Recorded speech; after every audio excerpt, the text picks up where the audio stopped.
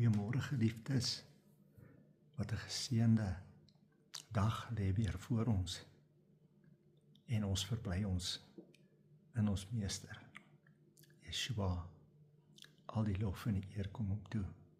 Vanmôre is hierdie wonderlike gedagte in my hart deur die Heilige Gees.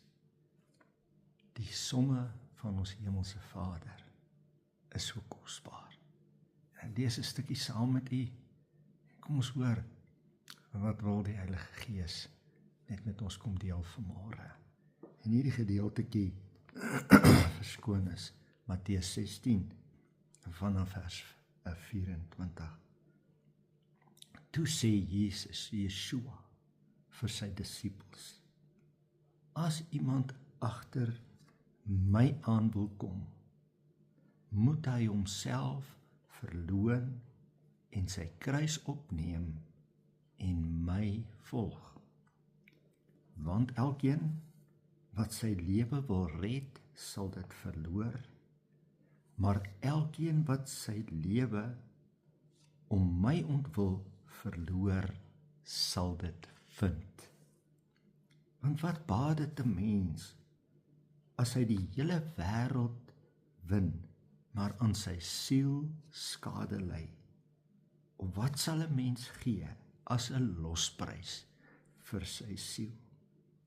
Want die Seun van die mens staan gereed om met sy engele in die heerlikheid van sy Vader te kom, en dan sal hy elkeen vergeld volgens sy dade. Wat 'n mooi woord. Ja. En ek dink aan Jesus, wat vir die wêreld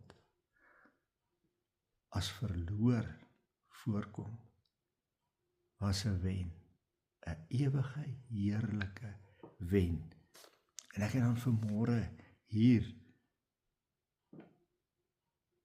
die broodjie en die beker, die liggaam van Yeshua, Jesus, die lam, die seun, en die beker, sy bloed, waarvan hy ons leer daar in Korintiërs, so dikwels as ons hierdie brood eet en hy die beker drink, verkondig ons die dood van die Here Yeshua, ons Meester, totdat hy kom. Hy lewe, wat soos 'n verloor gelyk het, toe hy op Golgotha op die hout gesterf het lewe gebring, ewige